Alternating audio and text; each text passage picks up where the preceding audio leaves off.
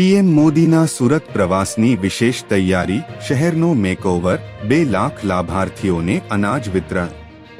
પ્રધાનમંત્રી ગરીબ કલ્યાણ અન્ન યોજના હેઠળ સુરત શહેર અને જિલ્લાની 2 લાખથી વધુ લોકોને અનાજ વિતરણ થશે।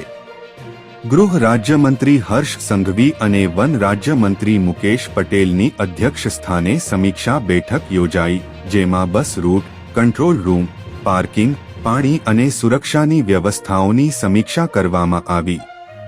50,000 ગરીબ, વિધવા, દિવ્યાંગ અને વૃદ્ધો માટે વિશેષ વ્યવસ્થા રાખવામાં આવી છે।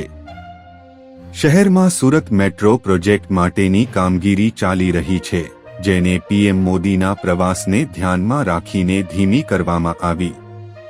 અઠવાલાઇન્સ અને સર્કિટ હાઉસ નજીક મરામત અને સફાઈ કામગીરી પૂરજોશમાં છે। સર્કિટ હાઉસમાં પીએમ રાત્રિ રોકાણ કરશે, જેના કારણે ત્યાં રંગરોગાન અને હરિયાળાશ વધારવા માટે નવા વૃક્ષો રોપવામાં આવી રહ્યા છે। પીએમ મોદીના 2 દિવસીય પ્રવાસને લઈ સુરત મહાનગરપાલિકા અને તંત્ર સંપૂર્ણ સજ્જ છે। એરપોર્ટથી લિંબાયત સુધી રિપેરિંગ, સફાઈ અને કલર વર્ક થઈ રહ્યું છે।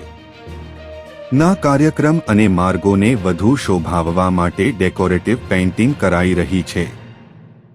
ગેરકાયદેસર બેનર, સ્ટીકર અને લટકતા વાયરો દૂર કરવામાં આવી રહ્યા છે। સુરતના આ મેકઓવરથી શહેરવાસીઓમાં પણ નવી ઉર્જા જોવા મળી રહી છે।